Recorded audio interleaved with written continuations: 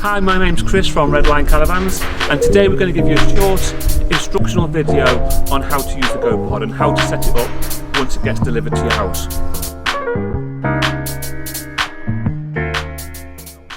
Okay, so we'll start off, and we've just unhitched the GoPod from the back of our tow vehicle.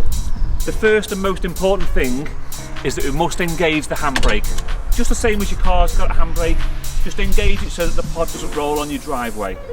Okay, then we're going to go round the side, and the next most important thing is to get the steady legs on the ground.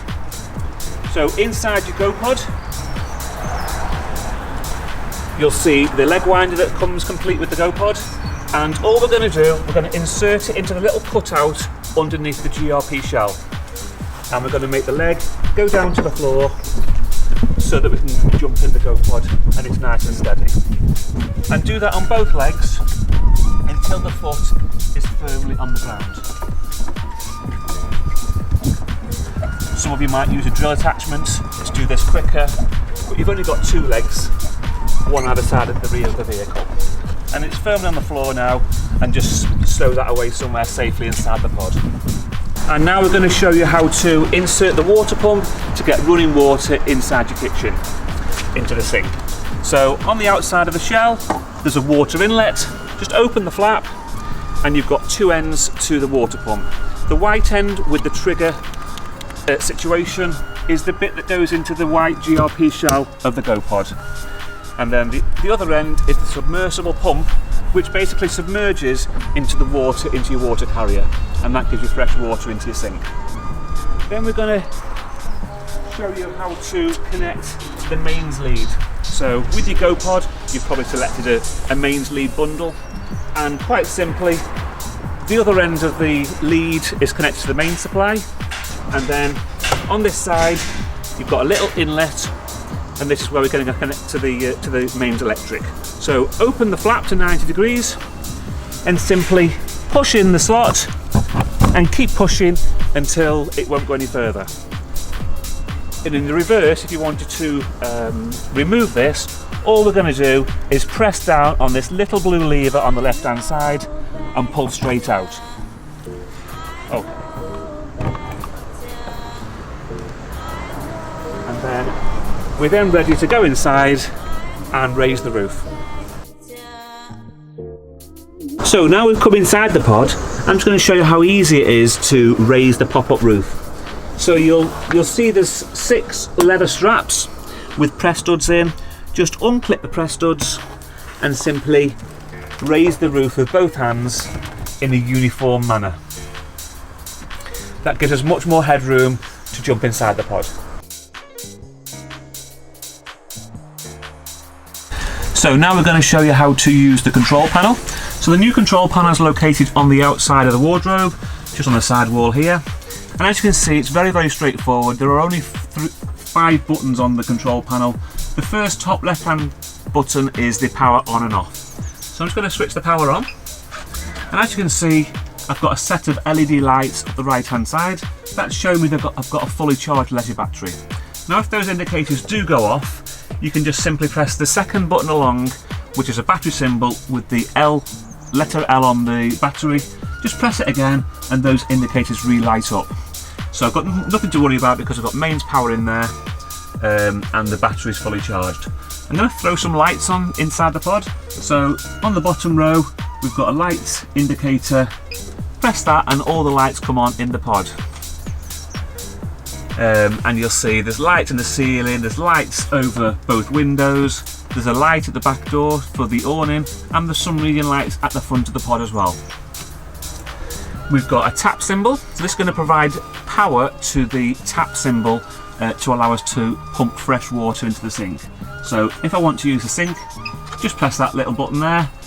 The LED indicator tells me it's lit up, so there's providing power there, and that's as straightforward as it is. If I'm finished with the pod and I want to go out, and I can either turn all the lights off or I can turn the power off using the top right left hand button there. So, just going to show you now the main control panel for the central heating. As you may be aware, the central heating is a dual fuel system, and what that means is it can run off mains 240 power or off gas. So if you're on a normal campsite with mains power, you'd probably use the electricity side part to control the central heating. And only when you're wild camping, for instance in the middle of a field, with no mains power, would you use the gas element of it, because otherwise you'd preserve the gas for the cooking facilities in the pod.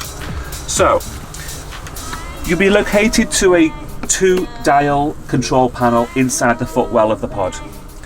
They are quite self-explanatory. The first one does just say room temperature, so quite simple.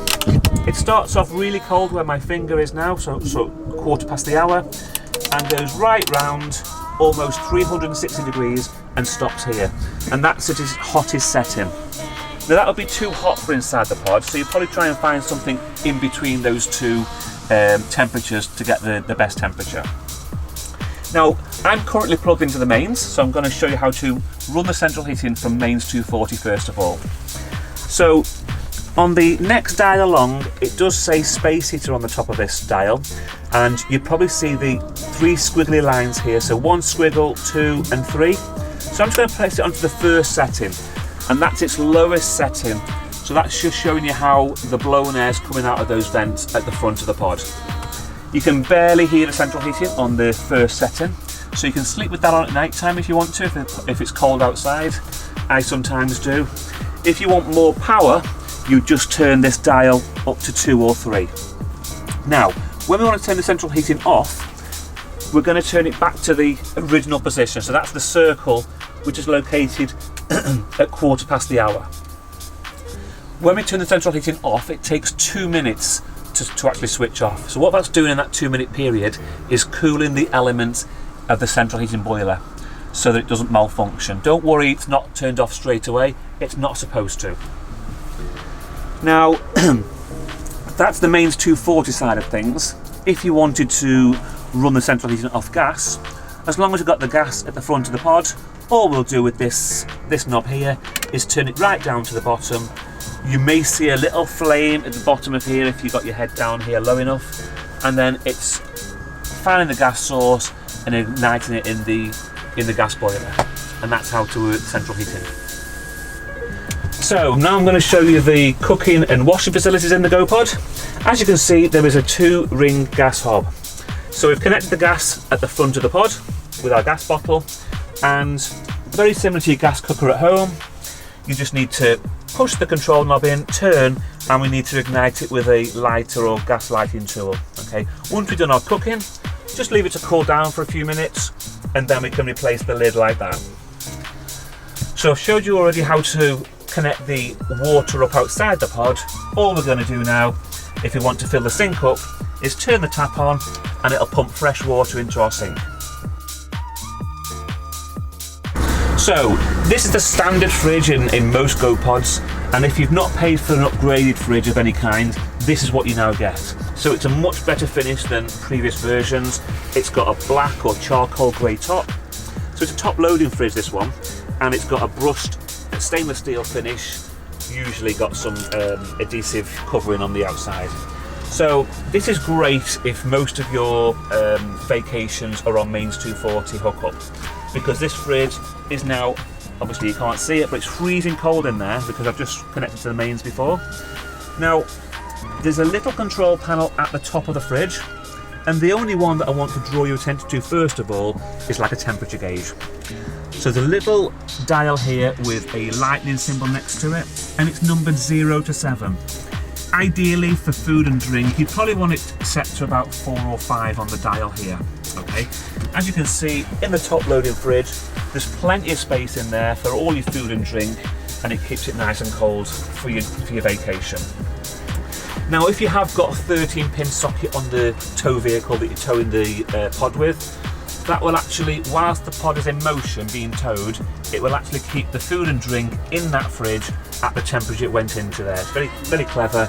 Nothing to switch over, nothing to tell it what to do. It just does it automatically, as long as you've got the 13-pin connector on your tow vehicle. If you wanted to connect this to gas, it can be a gas fridge. We advise, if you want to do that, in very exceptional circumstances, you must remove the fridge from the holder here and take it outside in the awning. But it's very, very straightforward, cool box style fridge, and great for journeys. the capacity of it is brilliant inside. So I'm just going to show you how to set the bed up at night time. So all we'll do is simply remove the tabletop from the table leg. The table leg comes out of the floor. Just give it a little wiggle. I'm just going to stash it down on the floor for now, just so I can show you how to set up the bed at night time. So they're all nice and tidy underneath the bed. I'm going to use that in a minute. Just going to slide the bed slats out. From there, they slide out very, very easily, and then you can fill the infill with the cushions from around the outside. So use both of those cushions, and there you have the bed made up for your duvet or your sleeping bag just to go to sleep in. So, hope you've enjoyed that handover video. It was just a video to show you the main functions and how to set up the pod when you get it delivered to you. You may have some supplementary questions that may not have been answered in the videos. By all means, do not hesitate to give me an email or give me a call at the office. My email address is chris@rlcaravans.com. Happy to answer any supplementary questions, but that's just to give you the main guidance of how to use the pod.